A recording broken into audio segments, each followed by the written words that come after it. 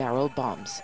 People are complaining about the rise in the price of gasoline and other basic goods. Estimates say around 300,000 people remain in rebel areas. The UN now has what it calls an action plan to ease the suffering. Envoy Stefan de Mistura has been discussing the initiative in Damascus. It involves stopping the fighting in certain areas, and he hopes it can start in Aleppo.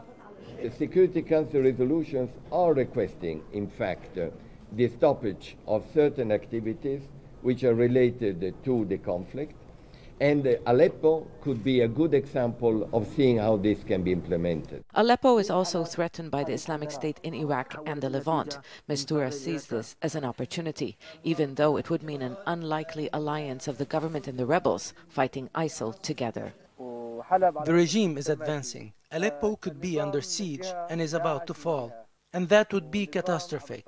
Also, the Islamic State in Iraq and the Levant is on the other side. ISIL controls the eastern countryside and the northeastern entry points into Aleppo. The rebels have been losing ground, but not just to the military, to ISIL as well. And as of late, they've been facing a new challenge. Syria's al-Qaeda branch Nusra has recently overran their areas in the northwestern province of Idlib. Losing Aleppo would weaken them further. The rebels belonging to the so-called moderate opposition, like Hazm and the Islamic Front, would lose their last stronghold in the opposition-controlled north. The government and the moderate rebels do have common enemies, ISIL and Nusra, but it is not clear if they will look at the conflict this way. Zana Khudr, Al Jazeera, Beirut. American Jeremy Woodard has joined forces with Kurdish fighters known as Popular Protection Units, or YPG, in their fight against the Islamic State in Ras Al Ain, Syria. 28-year-old Woodard is a U.S. Army veteran, originally from Meridian, Mississippi. I served in the U.S. Army for 8 years, deployed to Iraq and Afghanistan. Woodard says YPG does not recruit fighters from abroad. He says he joined the effort willingly. You know, ISIS is pretty much taken over, running people away from their homes, killing innocent people, raping people, selling Kurdish people into slavery as sex slaves. A lot of us don't want to stand for that, so myself and others have decided to come here and fight against it. My name is Benjamin from Austria. Another foreign fighter who's joined the cause identifies himself only as Benjamin. He's a former Austrian soldier who says he previously spent 2 months fighting with the Ukrainian forces against Russia and served in the Austrian army for 4 years before coming to Syria. I want to help here. What this ISIS is doing is very bad, and the whole world is looking and nobody support. And I think we have to stop them here before they come back to our homes in Europe. And also, it's very bad what happened here with Kurdish people. And yeah, that's the reason why I come here. These fighters don't collect a formal salary, but say YPG does provide them with basic amenities like food, drink, clothing, and shelter. But they say they're not here for money. They say they are here to protect innocent people and win them back their freedom. 9-year-old actress Rasha is playing the part of an adult. In a series broadcast on the web, she's talking on the phone about her dreams, shattered by 4 years of war in Syria. My dream is a free country, stable and dignified. My dream is that the children return, that all the refugees come home. My heart tightens when I imagine them. I dream that the word refugee is deleted from our dictionary. Russia plays Abdu al-Halabeya, the heroine of a series by the same name. All 30 episodes were filmed in the ruins of Syria's Aleppo. The first episode, released in the summer of 2014, has over 160,000 views. I will not leave, and as long as I can breathe, I will not leave here until God decides that it's time to die or to defeat the oppressors. For the series producer, it was a conscious decision to cast children in adult roles, to make audiences realize the repercussions of the Syrian conflict. Basically, this is a young child who lives in this situation, and she has grown up faster than her age. She's transformed into a woman with children, a husband, and daily problems. In this scene, Abdu explains that water must be conserved and washing clothes is a luxury. The series was filmed on the rebel side of the city, which is bombed daily by the Syrian regime and the scene of fierce fighting.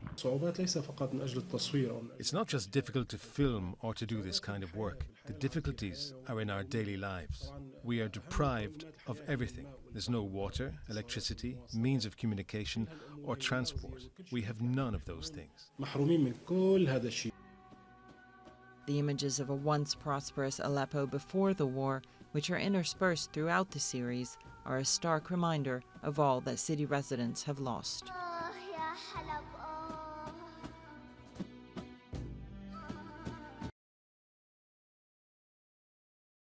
When ISIL fight back, this is what happens. Another few meters closer, and our cameraman would have been caught in the blast of this captured Humvee that was turned into a car bomb. Iraqi forces say the battle for Beji will be decisive. We are now at the central neighborhoods of the city of Beji. These parts of the city are adjacent to the so-called Ahmad-Did checkpoint, which is considered in turn to be strategically valuable because it controls the supporting lifeline of ISIL, stretching all the way from Beji city up to Tikrit city. Today, we have managed to cut ISIL's supporting lifeline. But that confidence is in stark contrast to how deadly ISIL fighters can be. This is now the reality of the fight for Beji city centre. Iraqi forces and ISIL fighters are not at a stalemate, but it's close. ISIL are using increasingly desperate tactics, including suicide bombers, car bombs and snipers.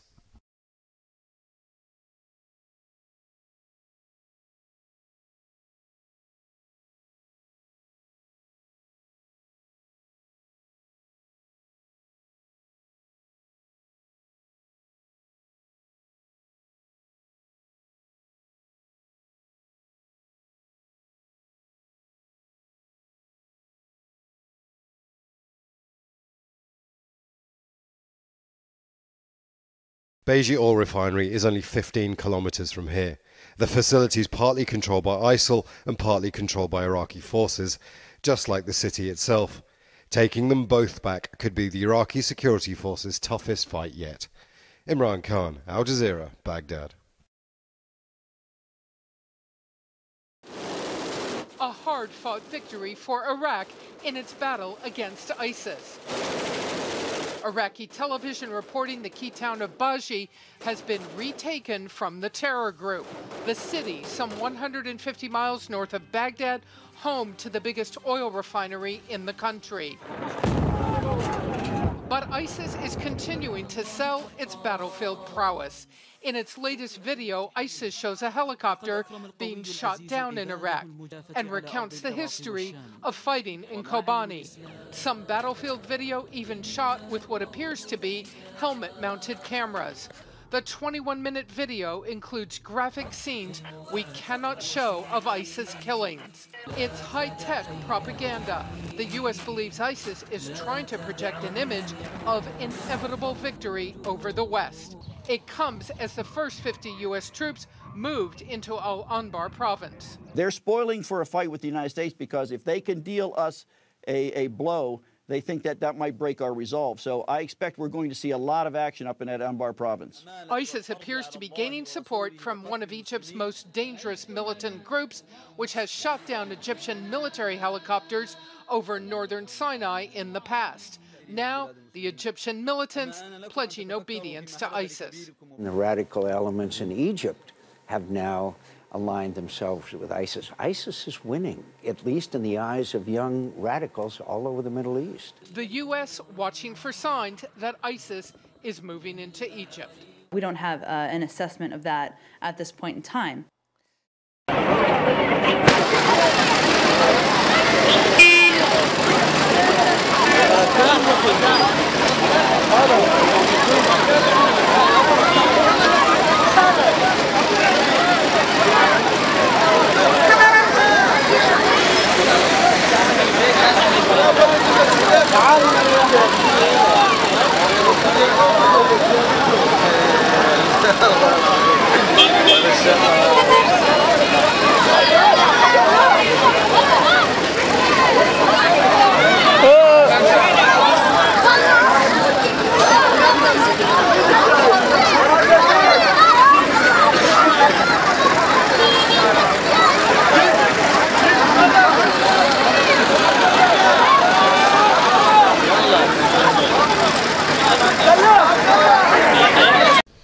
The Iraqi capital Baghdad has witnessed yet another deadly day, with 2 separate attacks leaving over a dozen people dead.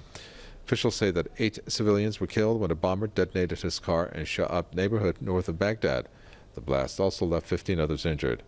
In a separate attack, a bomber rammed his explosive-laden vehicle into a military outpost in Tarmiya district north of Baghdad. The attack claimed the lives of 7 soldiers and left over a dozen injured. Commander of the post was also among the victims. There was no immediate claim of responsibility for the attacks. Iraqi security officials blamed the surging violence mainly on ISIL militants.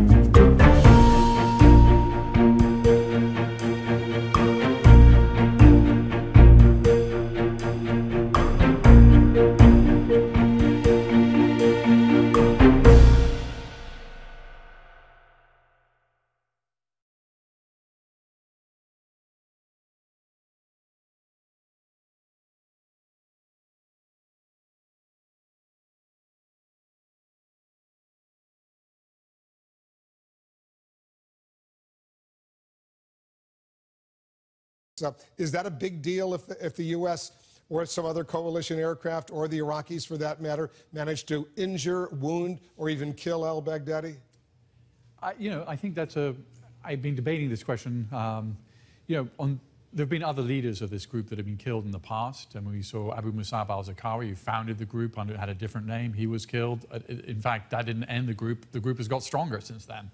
But there is a kind of caveat, which is, this guy presents himself as a major religious figure. He claims to have this jurisprudential degree from college in Iraq. So I think it would be hard for them to find somebody who could actually claim descent from the Prophet Muhammad and be a major religious figure. The people who are the deputies are all basically hard military guys who fought under Saddam Hussein. They're not going to be able to say, hey, I'm a major religious figure like this guy.